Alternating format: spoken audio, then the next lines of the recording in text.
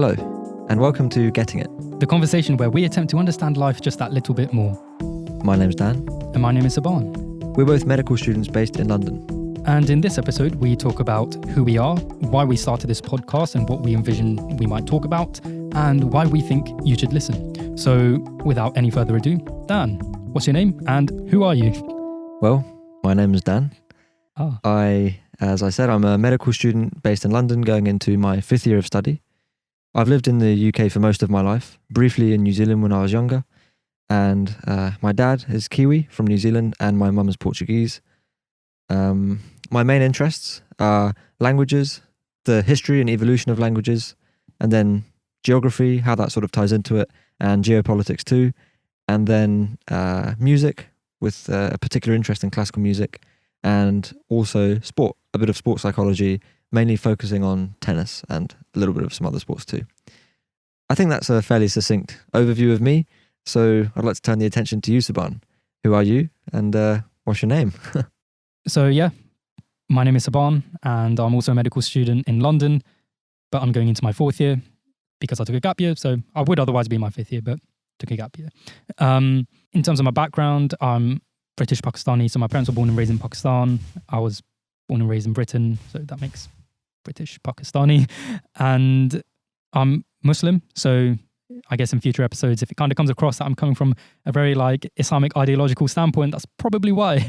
But yeah, in terms of my interests, I find pretty much anything interesting. So yeah, but I guess my most passionate things, or the things I'm most passionate about are things related to nutrition, health and exercise, and just general well-being, like physical well-being and mental well-being.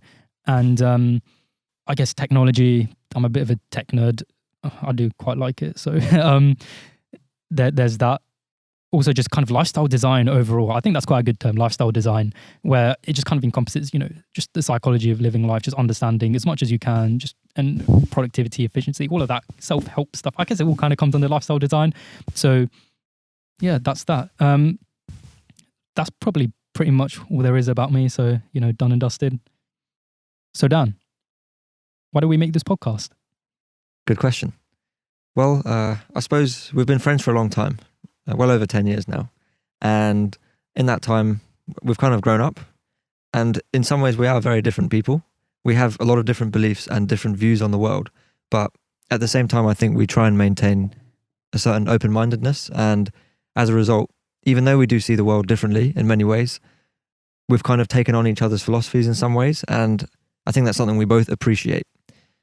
So at this point, I think the reason why we've really decided to start doing this is because we want to open up the conversation and share it with other people who we think might be interested in joining into those conversations, and also engaging through comments or engaging through just taking part in these podcasts as well. So yeah, I guess in a moment we'll talk about the philosophy behind sort of the way we learn and sharing our sort of plan for this podcast.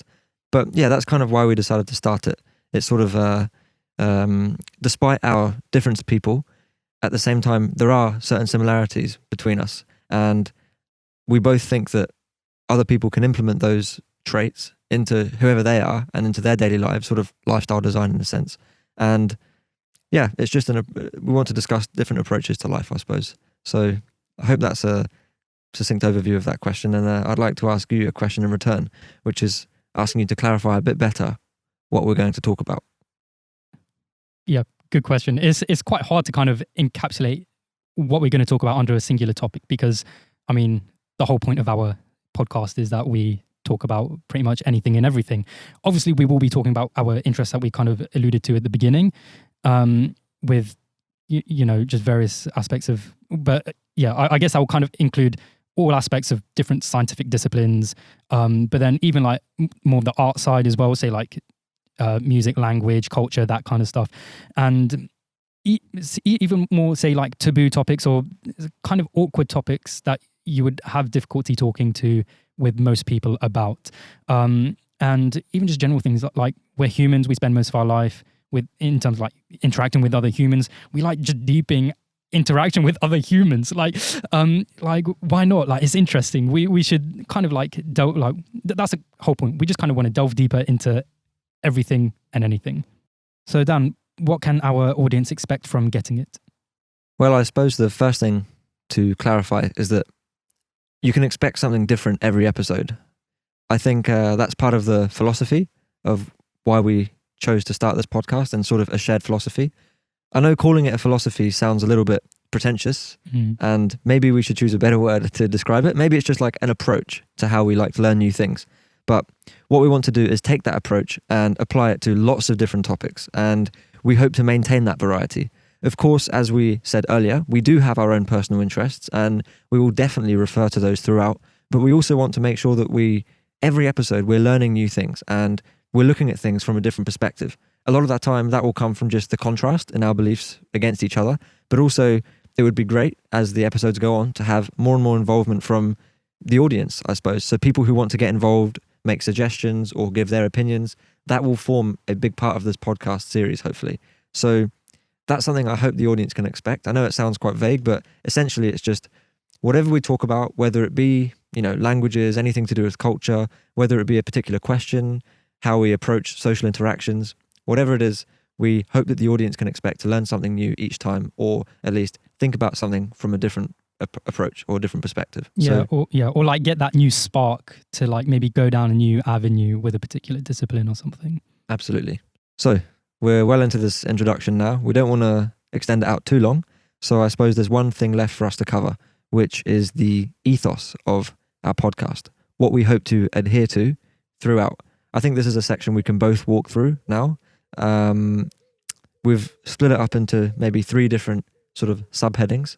And again, this is something that sounds quite pretentious, calling it an ethos, but really it's just verbalizing our approach to learning. We sat down before recording this, and tried to summarize our approach in 3 words. And I think we've summarized it quite well. So yeah, let's give it a go now. Do you want to start us off with the first word?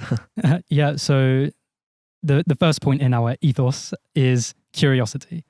And that's more about just kind of going back to that child's mindset. Children are so curious. They're so interested in everything. They're always asking questions, and they don't get tired of it. They're just always learning.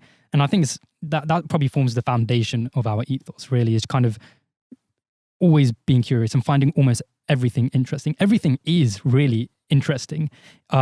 It's almost more about your own mindset to try and make something that might be seemingly boring on the surface actually interesting once you get into it.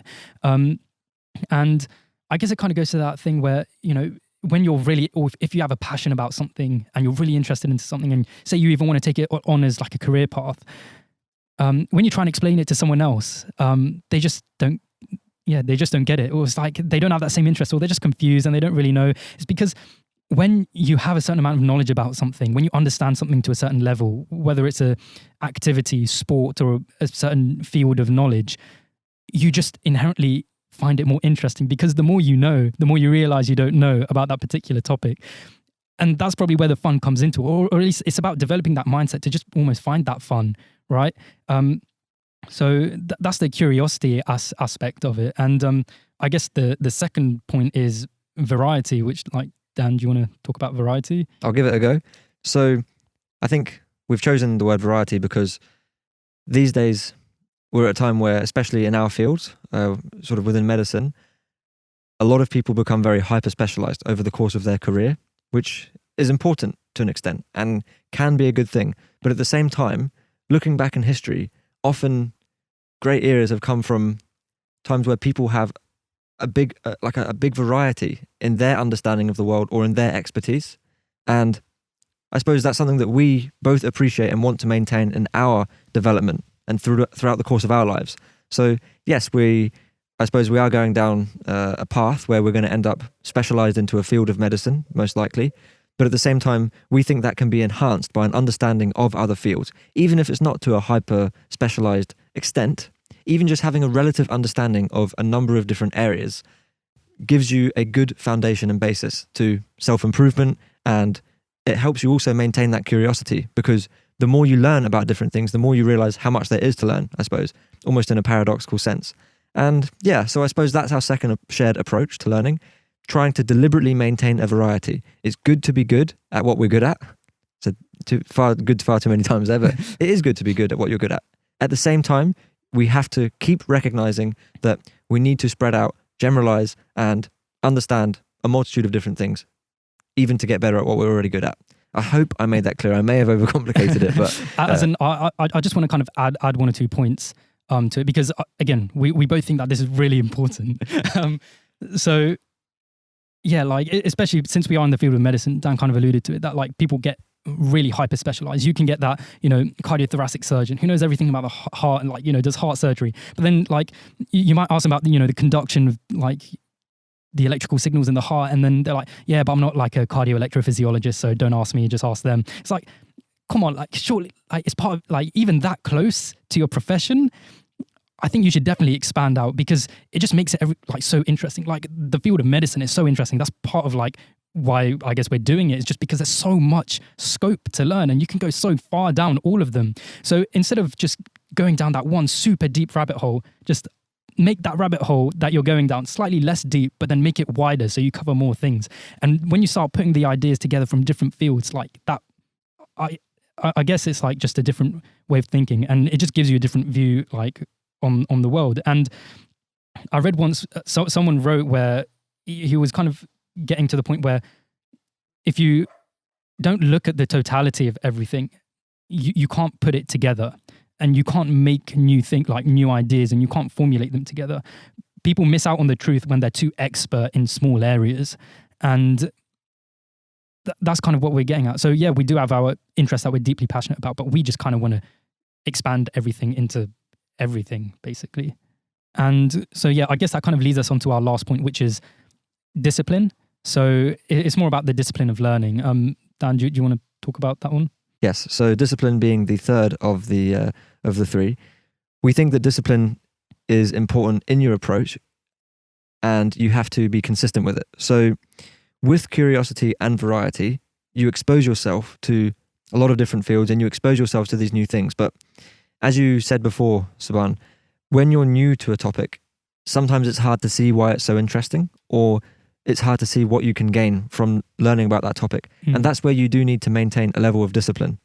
It may not be fun learning the basics of something, but in doing that, you're entering the path into a better understanding of it. And in doing that, in maintaining variety as well, and in maintaining a curiosity with it, you're opening up a better understanding of that as well as the other fields that you already understand, because you can put what you already know better into context by learning new things, whether that be to do with religion, whether that be to do with science, just pure knowledge, or whether that be to do with creativity and how your brain works in a creative element.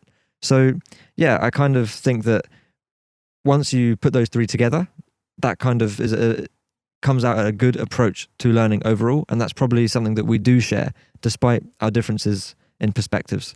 And so the curiosity, variety, and discipline elements kind of married together. The trifecta. Yeah, the holy trifecta of learning. The holy trifecta.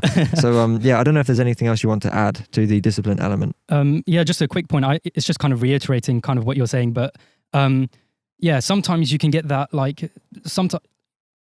sometimes it's hard to see why a topic might be interesting. So it has to be presented to you in like an interesting, engaging way, right?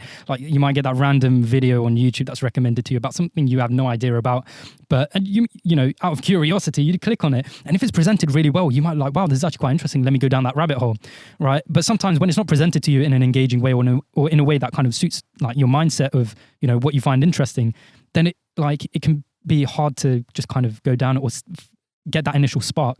So I guess like throughout our conversations, that's kind of almost what we kind of plan on doing to a certain extent, in terms of trying to explore topics in a way that's engaging and we'll just initially just create that spark. We're not trying to teach anything. We're just kind of trying to refine our own thoughts between us two, and hopefully in the process kind of get you sparked up into, maybe going down that topic, or, if you have a particular viewpoint on something, then let us know. And maybe if it's like, if you felt we missed something, then that's kind of the whole point of this engagement.